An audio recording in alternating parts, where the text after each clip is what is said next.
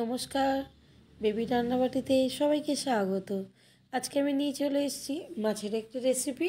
বানিয়েছি আজকে আমি তেলাপিয়া মাছের তেল ঝাল। হাতে সময় কম থাকলে এরকম তেল ঝাল কিন্তু একদিন বানিয়ে দেখতে পারেন।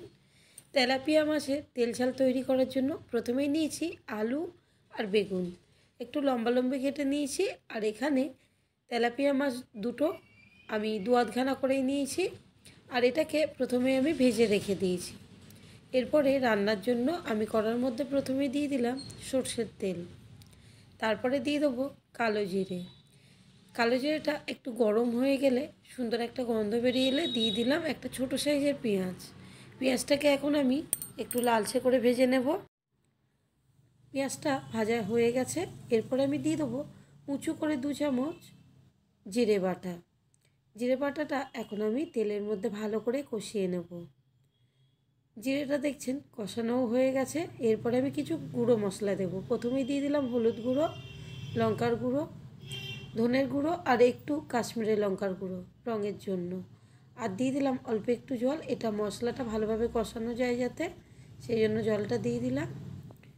এখন আমি মশলা থেকে তেল ছাড়া পর্যন্ত এটাকে কষিয়ে নিলাম। কষানোটা পুরোপুরি হয়ে গেলে দিয়ে দিলাম কেটে রাখা আলু আর বেগুন। এখন মশলার সাথে আলু বেগুনটা আমি ভালো করে মিক্সড করে নেব। ভালোভাবে মিক্সড করা হয়ে গেলে দিয়ে দিলাম স্বাদ অনুযায়ী লবণ। লবণটা দেওয়া হয়ে গেছে।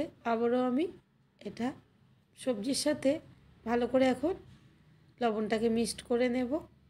তারপরে দিয়ে দেবো আমি অল্প একটু জল।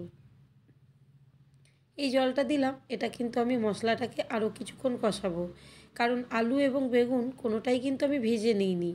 এবং বাড়ির রান্না সবসময় ভেজে খাওয়াটাও কিন্তু স্বাস্থ্যের জন্য ভালো নয়।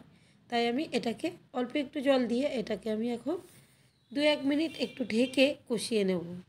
আর এখানে দেখেই বুঝতে পারছেন মশলা থেকে তেলও ছেড়ে এসছে। আর আমি এখানে একটু ভেঙেও দেখিয়ে দেবো যে আলুটাও কিন্তু পুরোপুরি সিদ্ধ হয়ে গেছে। দেখুন, খুন্তি দিয়ে ভাঙলে কিন্তু 2-আধখানা করে ভেঙেও যাচ্ছে। সুতরাং এখানে কিন্তু সবজিটা পুরোপুরি কষানো হয়ে গেছে। তাই আমি দিয়ে দিলাম জল। জলটা যে যেমন কম বেশি রাখতে পছন্দ করেন সেইভাবে কিন্তু জল দিয়ে দেবেন। আমি এখানে বড় গ্লাসের 1 গ্লাস জল দিয়ে দিলাম। তারপর ঢেকে সবজি এবং জলটা ভালো করে একটু ফুটিয়ে নিলাম। ফোটানো হয়ে গেলে এখন ভেজে রাখা মাছগুলো আমি ঝোলের মধ্যে ছেড়ে দিলাম।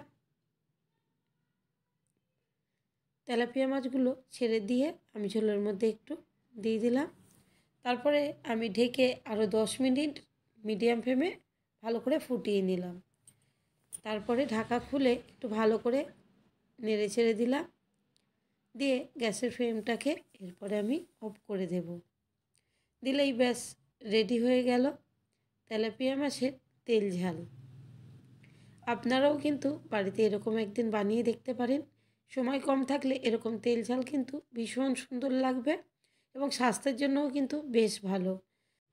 তাহলে দেখা হবে পরের কোনো রান্না নিয়ে। ততক্ষণে ভালো থাকবেন, সুস্থ থাকবেন।